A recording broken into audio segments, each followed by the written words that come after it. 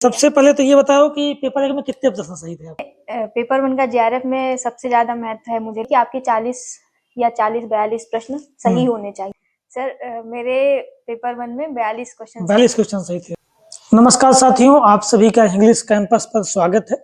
UGC net दिसंबर 2025 के answer की आ चुकी है, आप सबने मिलान किया। रिजल्ट भी 1-2 दिन में आ जाएगा, हो सकता है जब तक वीडियो पहुंचे आप तक तब तक रिजल्ट आ जाए। ऐसे में हम जून 2026 की तैयारी को लेकर बात करेंगे आज, कि कैसे तैयारी की जाए उसकी। बात करने के लिए हमारे साथ है साक्षी। साक्षी का मैं परिचय करा देता हूँ। सबसे पहले साक्षी मूलतः मध्य प्रदेश के रीवा जिले से हैं और वर्तमान में दिल्ली विश्वविद्यालय के हिंदी विभाग में पीएचडी कर रही हैं। जेआरएफ क्वालिफाइड है। पिछला एग्जाम जो हुआ था उसमें जेआरएफ क्वालिफाइड है। ये एमए के जैसे ही एमए खत्म हुआ जेआरएफ क्वालिफाइड हो गया। ठीक है, तो इनसे हम बात करेंगे। और चूंकि जेआरएफ में पेपर 1 का बड़ा महत्व है होने में, तो हम उसको लेकर बात करेंगे साक्षी से। ठीक है, स्वागत है साक्षी आपका। धन्यवाद भैया। सबसे पहले तो ये बताओ कि पेपर 1 में कितने प्रश्न सही थे आपके? सर मेरे पेपर 1 में 42 क्वेश्चन 42 क्वेश्चन सही थे, ठीक है। तो इसी के साथ एक प्रश्न मेरा यह भी रहेगा कि पेपर 1 का जेआरएफ होने में कितना महत्व है, कितना रोल है? पेपर 1 का जेआरएफ में सबसे ज़्यादा महत्व है मुझे लगता है, क्योंकि अगर आप पेपर 2 को कितना भी अच्छे से पढ़ लें, लेकिन अगर आपका पेपर 1 अच्छा नहीं हुआ है तो मुझे नहीं लगता कि आपका जेआरएफ हो पाएगा। मतलब जेआरएफ होना पेपर 1 पे है। जी बिल्कुल। मेरे हिसाब से जेआरएफ अगर आपको चाहिए तो कि आपके 40 या 40-42 प्रश्न सही होने चाहिए जेआरएफ के लिए। जी।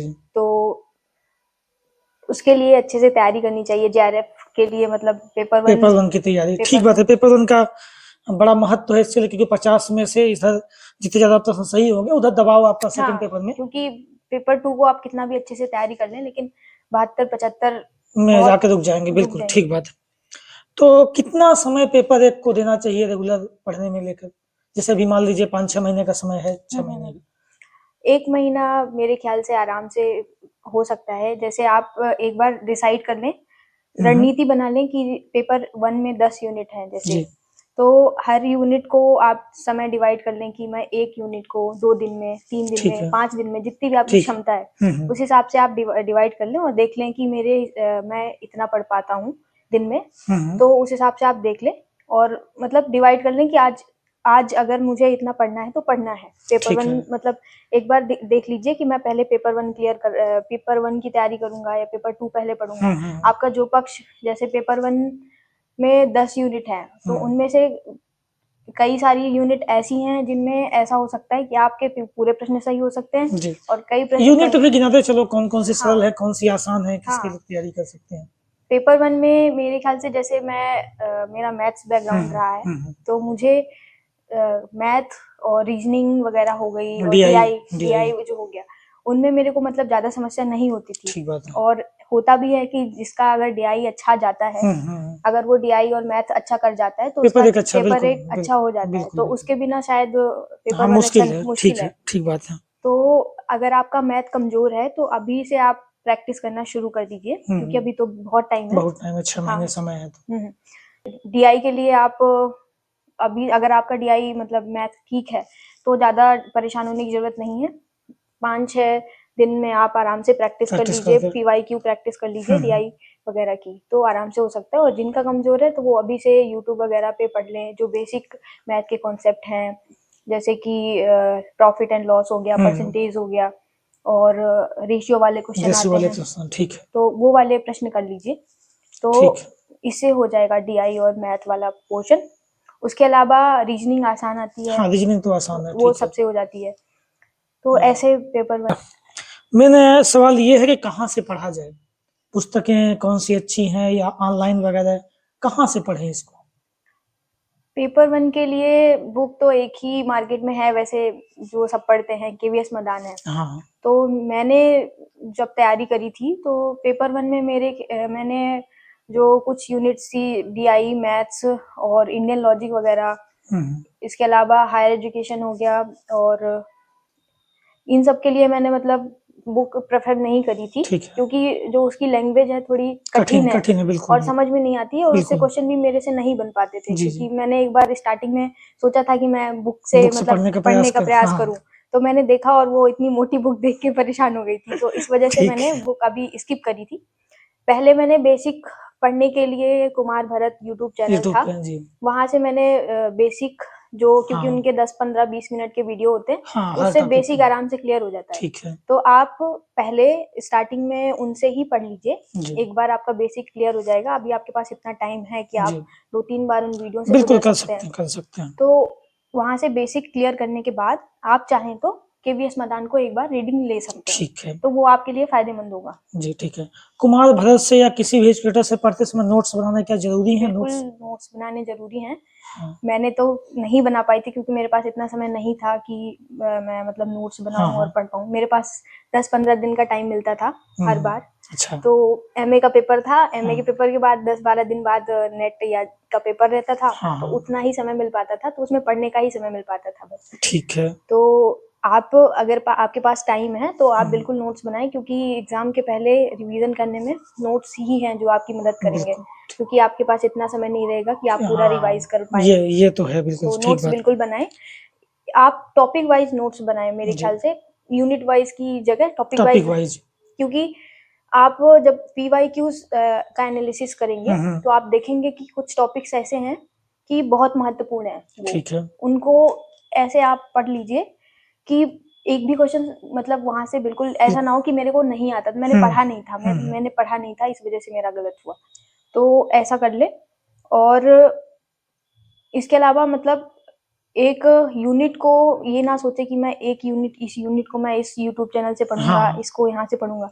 ऐसा करें आप कि टॉपिक देख लें कि ये टॉपिक ये अच्छा पढ़ा रहे हैं, कुछ और यूट्यूब चैनल आप सजेस्ट जी करना बिल्कुल। चाहें? मैं ऐसा बोल रही हूँ कि कुमार भरत बेसिक जी पढ़ने के लिए ठीक है, लेकिन आप सोचे कि उनसे हो जाएगा तो नहीं होगा, क्योंकि वो बहुत कम कंटेंट पढ़ाते हैं। ठीक है मैं यूनिट वाइज बताती हूँ हाँ कि बिल्कुल यूनिट वाइज कैसे कर सकते हैं।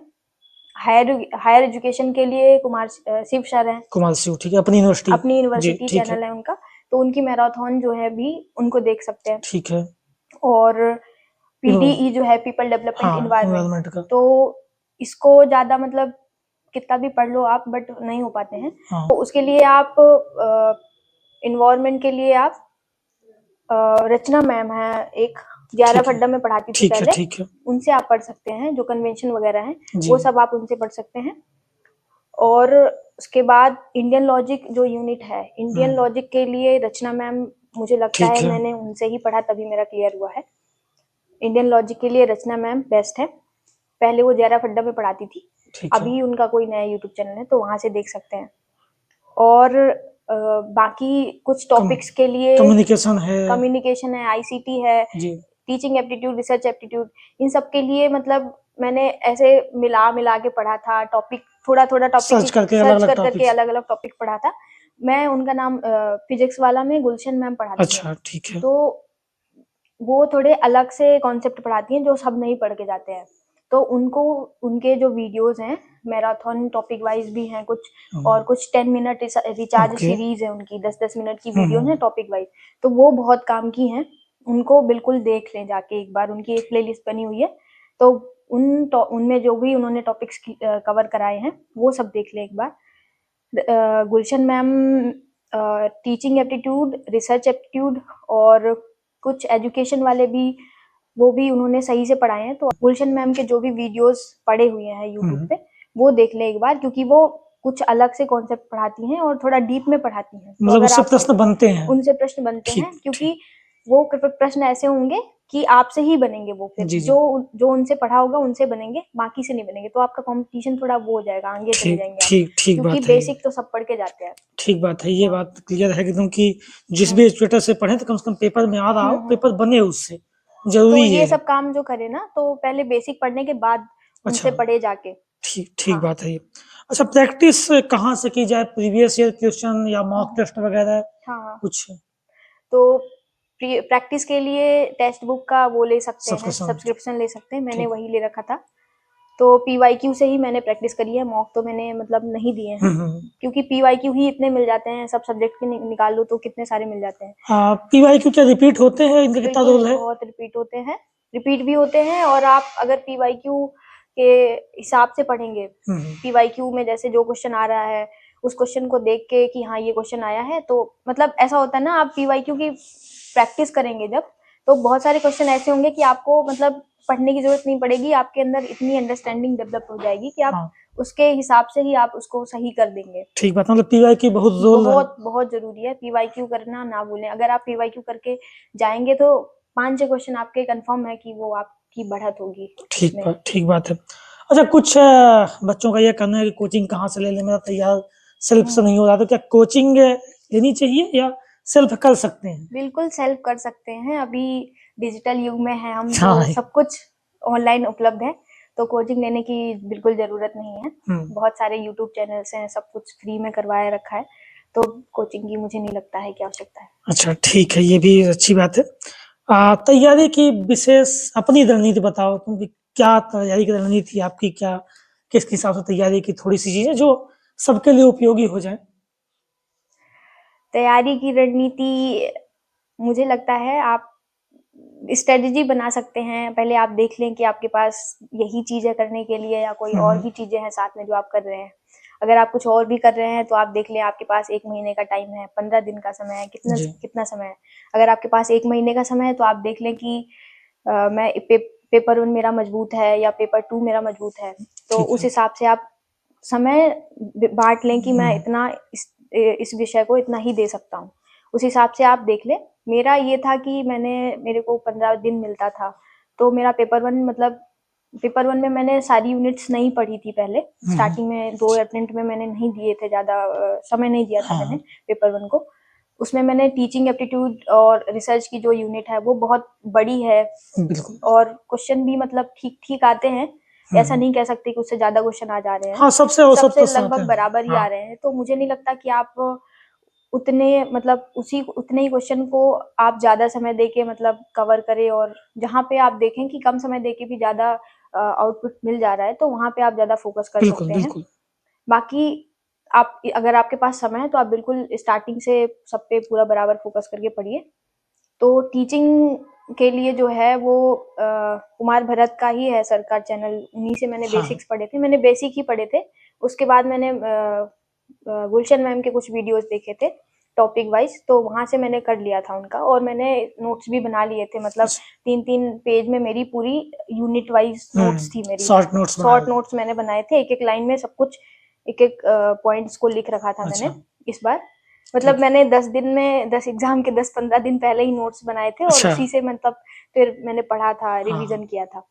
तो अगर आप मतलब पेपर 1 के लिए नोट्स बनाते जाएं साथ में, मतलब ज्यादा बड़े भी ना बनाएं कि आप पूरा रिवीजन ना कर पाए। हाँ, तो 3-4 पेज में लूज शीट्स में बना के रख ले, ऐसा कर सकते हैं। और कम्युनिकेशन वाली यूनिट भी ठीक है, आसान है वो भी। कुमार भरत सर और बाकी पीवाईक्यू करोगे आप, प्रैक्टिस तो हो जाएगी। और एक मैम है, अदिति मैम है JRF अड्डा पे जी, वो भी आईसीटी के लिए ठीक पढ़ा रही हैं वो, तो वहां से आप देख सकते हैं।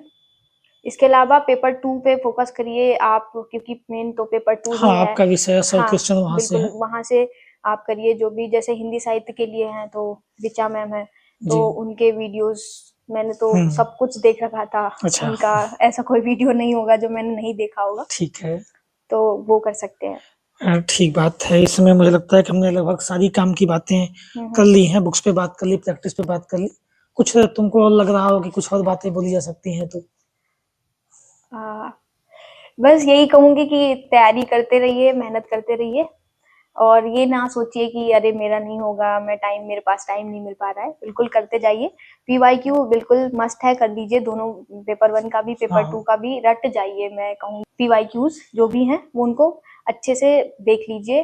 और पेपर 2 के लिए टेक्स्ट पार्ट अभी देख रहे हैं कि बहुत ज्यादा उससे डीप सवाल पूछे जा रहे हैं, तो वो भी पढ़ते टाइम ही उनके एक साथ नोट्स बना लीजिए, जिससे दोबारा आपको पढ़ना ना पड़े। आप मतलब खुद से ही क्वेश्चन कीजिए कि ये चीज है तो इसमें क्या क्वेश्चन पूछ सकता है। जैसे फैक्चुअल नॉलेज कुछ भी दिया हुआ है, उसमें एक कोई संख्यात्मक जानकारी दी गई है, कुछ भी जानकारी दी गई है, ऐसा लग रहा है कि ये इस पे प्रश्न आ सकता है, तो उसी टाइम पे अपने खुद से सवाल पूछे कि हाँ ये प्रश्न आ सकता है क्या, तो उसको उसी वक्त नोट कर लीजिए, जिससे दोबारा ना पढ़ना पड़े। और देख लीजिए कि जहाँ पे मतलब स्मार्ट वर्क करिए। वर्क हार्ड तो सब कर रहे हैं, लेकिन आपको स्मार्ट वर्क करना है कि देखना है कि ज्यादा मैं कहाँ पे कम समय देके ज्यादा चीजें मतलब हासिल कर सकता हूँ, तो ये चीज देखनी है। ठीक बात है। ठीक बात है साक्षी, बड़ी अच्छी बात है आपने की कि तो हार्ड वर्क की जगह स्मार्ट वर्क करना है। हाँ। दूसरा ये है कि रिवीजन पे ध्यान देना है, रिवीजन करनी है, रिवीजन नोट्स बनाने हैं, प्रैक्टिस करनी है, पीवाईक्यू पे विशेष ध्यान देना है, साक्षी बता ही रही हैं। तो ये सारी चीजें अगर आप करते हैं निश्चित ही आप सफल होंगे जेआरएफ करने में। ठीक है, धन्यवाद साक्षी विस्तार से बात करने के लिए। थैंक